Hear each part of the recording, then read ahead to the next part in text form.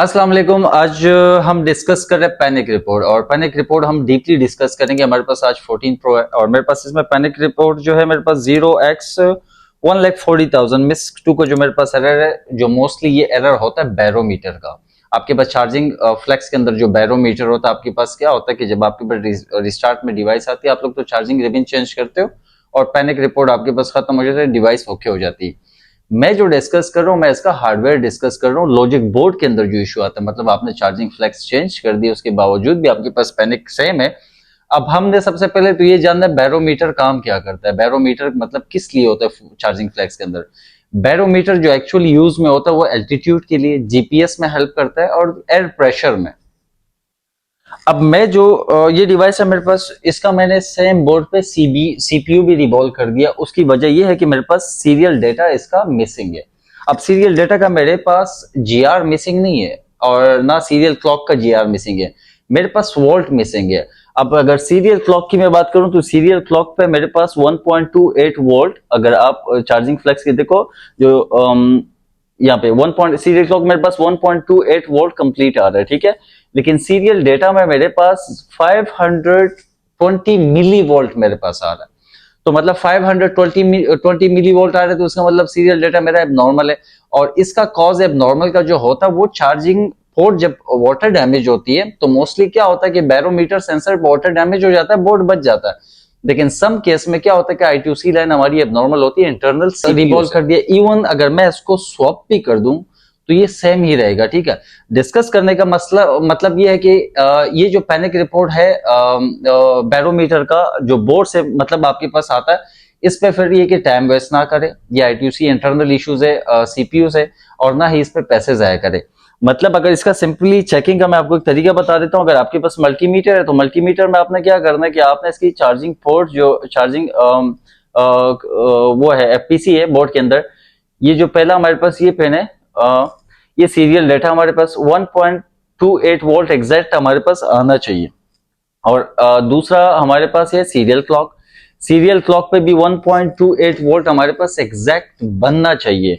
और अगर आपके पास डीएसओ है तो डीएसओ से तो आप प्रॉपर मतलब उसकी फ्रीक्वेंसी भी मेजर कर लेंगे कि आपके पास कितनी किलोहर्ट्ज की फ्रीक्वेंसी आ रही है और कितनी नहीं आ रही, वो तो आपके लिए और इजी हो जाएगा। लेकिन आपके पास अगर मल्टीमीटर भी है तो मल्टीमीटर पर भी आप मेजर कर सकते हैं। मल्टीमीटर पे मतलब है कि आपके पास 5, अब मेरे पास इस केस में क्या आ रहा है कि मेरे पास 520 मिली वोल्ट आ रहा है सीरियल डेटा पे, और सीरियल क्लॉक पे मेरे पास 1.28 वोल्ट कंप्लीट आ रहा है। तो जब भी आपके पास ऐसा केस आए कि बैरोमीटर का, जब भी आपके पास ये पैनिक रिपोर्ट, खैर इसका जो उसका स्क्रीनशॉट है वो भी मैं वीडियो में मेंशन कर देता हूँ।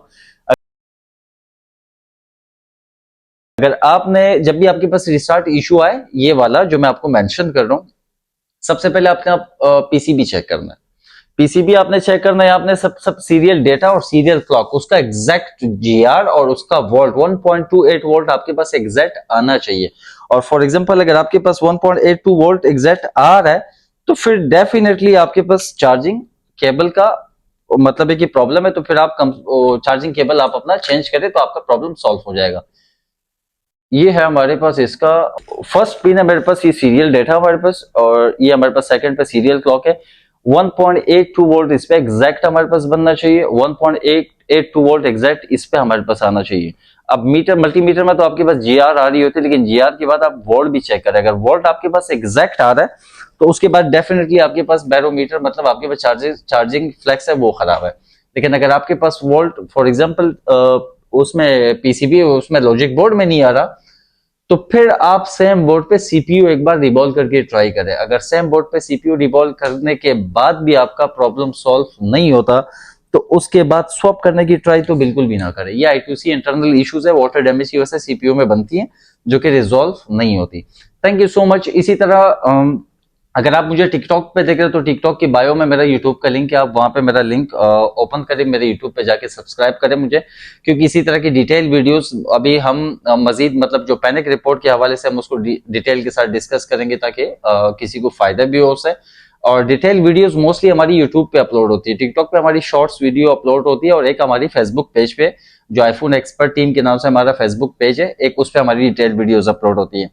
थैंक यू सो मच देखने के लिए, और इसके बाद फिर नेक्स्ट पैनिक रिपोर्ट आपके साथ इसी तरह डिटेल से डिस्कस करेंगे, ताकि आपको मतलब सॉल्व करने में बहुत आसानी हो, आपको एग्जैक्ट पता हो कि पैनिक रिपोर्ट मतलब किन किन जगहों से, अगर mostly common issues charging ribbon से आपकी सॉल्व नहीं होती, तो तब आपको एग्जैक्ट पता हो कि आप कहां से रिजॉल्व करना है। तो